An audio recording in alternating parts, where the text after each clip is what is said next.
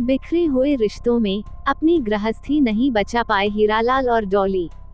1 दिसंबर 2017 की रात को एक युवक बदहवास हालत में दिल्ली के करावलंगा थाने पहुंचा। उसके हाथों से खून टपक रहा था। उसने ड्यूटी अफसर के सामने पहुंचकर कहा, साहब, मुझे गिरफ्तार कर लो, मैंने अपनी बीवी का कत्ल कर दिया है। युवक की बातें सुनकर ड्यूटी पर तैनात एएसआई सतीश पाल चौंके। उन्होंने हैरत से उसकी ओर ध्यान से देखते हुए पूछा, लाश कहाँ है? मेरे घर में। युवक ने अपना नाम हीरालाल और पता शिव विहार, गली नंबर 6, मकान नंबर 846 बताया। साथ ही यह भी बताया कि उसने पत्नी को मारने के बाद आत्महत्या करने की कोशिश की थी, लेकिन कामयाब नहीं हो पाया और थाने आ गया। हीरालाल की बात सुनकर एएसआई सतीश पाल ने थाने के डीडी नंबर 20A में सूचना दर्ज कर दी। पुलिस ने पहले हीरालाल के घायल हाथ की मरहमपट्टी कराई, फिर थाने में मौजूद सब इंस्पेक्टर इंद्रवीर कांस्टेबल अनुज को साथ लेकर घटनास्थल के लिए रवाना हो गए। हीरालाल उनके साथ था।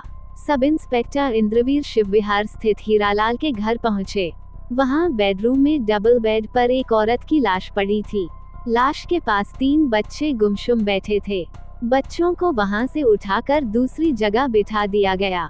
इसके बाद एएसआई इंद्रवीर ने लाश का मुआयना शुरू किया। मृतका के चेहरे और कंधों पर ताज़ा खरोंचों के निशान थे। लाश को देखने के बाद उन्होंने थाना प्रभारी रविकांत के मोबाइल पर फोन करके हत्या की सूचना दे दी।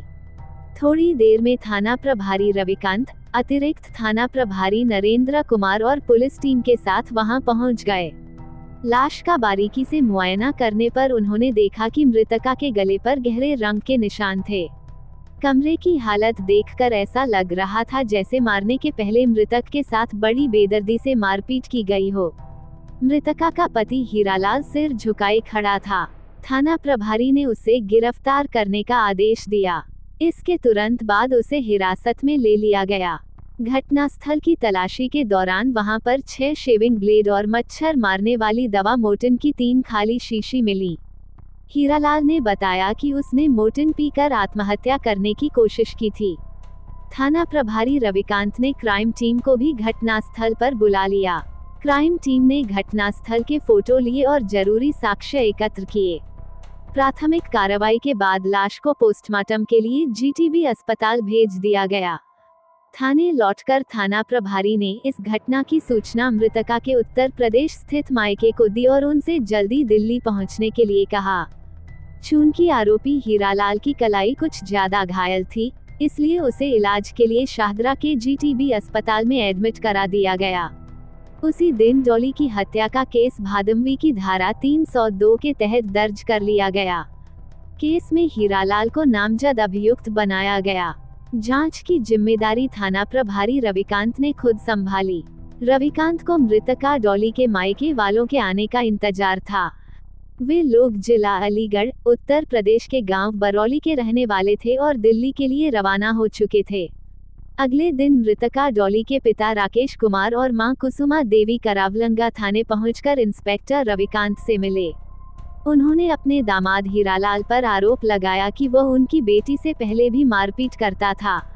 मार्च 2017 में भी एक बार उसने डॉली की हत्या करने की कोशिश की थी, लेकिन सही समय पर उपचार मिल जाने से उसकी जान बच गई थी। थाना प्रभारी रविकांत ने उन्हें एक कांस्टेबल के साथ जीटीबी अस्पताल की मोर्चरी भेज दिया, जहां डॉली की लाश रखी थी। शिनाख्त की औपचारिक कार्रवाई के बाद लाश का पोस्टमार्टम किया गया। पोस्टमार्टम रिपोर्ट में डॉली की हत्या की वजह दम घुटना बताया गया। पोस्टमार्टम के बाद डॉली की लाश उसके पिता राकेश कुमार को सौंप दी गई। राकेश कुमार ने उसी दिन कुछ रिश्तेदारों की मदद से डॉली का अंतिम संस्कार कर दिया। एक दिन बाद हीरालाल जब अस्पताल से डिस्चार्ज हुआ तो उसे डॉली की हत्या के आरोप में गिरफ्तार कर लिया गया। थाना प्रभारी रविकांत ने हीरालाल से डॉली की हत्या का कारण जानने के लिए काफी देर तक पूछताछ की। हीरालाल ने पुलिस को डॉली की हत्या के पीछे की जो कहानी बताई, वह कुछ इस तरह थी। हीरालाल और डॉली की शादी जनवरी 2007 में हुई थी। बाद में दोनों के 3 बच्चे हुए, जिनमें 2 लड़के थे और 1 लड़की। हीरालाल भजनपुरा की चाजा बनाने वाली एक फैक्ट्री में प्लम्बर का काम करता था। उसकी पगार बस इतनी थी कि जैसे तैसे गुजारा हो जाए, जबकि डॉली चाहती थी कि उसका पति उसे सुख सुविधा के वे सारे साधन खरीद कर दे जो घर गृहस्थी के लिए जरूरी होते हैं, जबकि उसकी थोड़ी सी पगार में यह संभव नहीं था। अभावों को लेकर पति पत्नी के बीच आए दिन कलह होने लगी।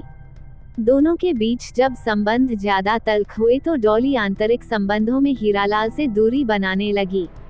डॉली की इस हरकत से वो परेशान रहता था। फलस्वरूप दोनों के बीच खटास बढ़ती गई। काफी प्रयासों के बाद भी हीरालाल डॉली को नहीं मना सका। अब डॉली बिना बताए घर से गायब भी रहने लगी थी। इससे हीरालाल को लगने लगा कि उसने किसी के साथ अवैध संबंध बना लिए हैं।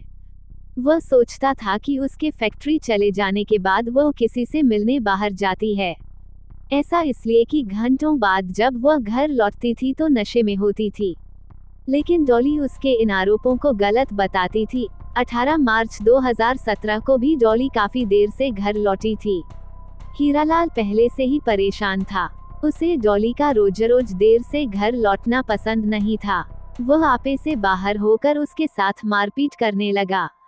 डॉली ने विरोध किया तो उसने उसे गालियां देते हुए फर्श पर पटक दिया। लात और घूंसे बरसाने के बाद हीरालाल ने जबरन डॉली को मच्छर मारने वाली दवा मोर्टिन की 2 शीशियां पिला दी। डॉली ने किसी तरह खुद को हीरालाल के चंगुल से छुड़ाया और अपने मोबाइल से 100 नंबर पर फोन कर दिया। फलस्वरूप पुलिस आ गई और डॉली की शिकायत पर थाना करावलंगा में हीरालाल के खिलाफ भादंवी की धारा 323, 341, 352, 328 के तहत मामला दर्ज कर लिया गया। पुलिस ने उसे गिरफ्तार कर कोर्ट में पेश किया। कोर्ट ने उसे 18 दिन के लिए जेल भेज दिया। डॉली का अस्पताल में इलाज कराया गया। ठीक होने के बाद उसके पिता राकेश कुमार उसे अपने साथ गांव ले गए। बच्चे कुछ दिनों तक हीरालाल के रिश्तेदारों के पास रहे।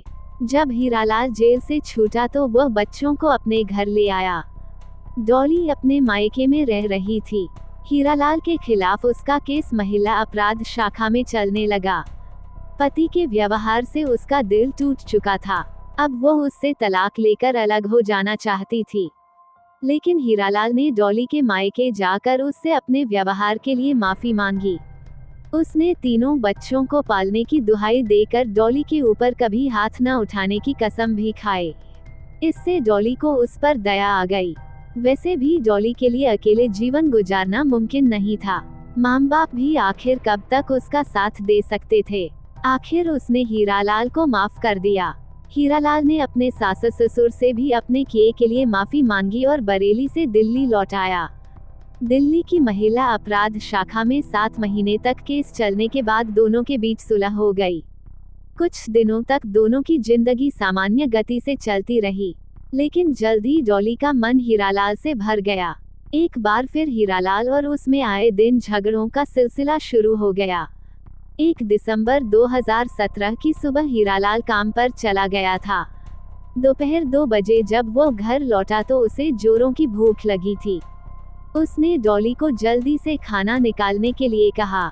डॉली ने दूसरी तरफ देखते हुए बेरुखी से बताया कि उसने तबीयत खराब होने की वजह से खाना नहीं बनाया है। उसके खाना न बनाने की बात सुन हीरालाल गुस्से से लाल पीला हो गया। उसने डॉली के ऊपर आरोप लगाया कि उसे मोबाइल पर यारों से बात करने से फुर्सत मिले तो खाना बनाए। डॉली ने भी अपनी गलती मानने की जगह कहा कि वो खाना नहीं बनाएगी, उसे जो करना हो कर ले। ये सुनकर वह आपे से बाहर होकर डॉली पर टूट पड़ा। डॉली ने खुद को बचाने की काफी कोशिश की पर हीरालाल के सिर पर जैसे खून सवार था। उसने तीनों बच्चों को कमरे में बंद कर दिया। फिर डॉली की बुरी तरह पिटाई करने के बाद उसका गला घोंटने लगा। डॉली ने उसका विरोध करके खुद को बचाने का पूरा प्रयास किया, लेकिन आखिर में वह हार गई। उसकी हत्या करने के बाद हीरालाल ने उसकी लाश को बेड पर लिटा दिया।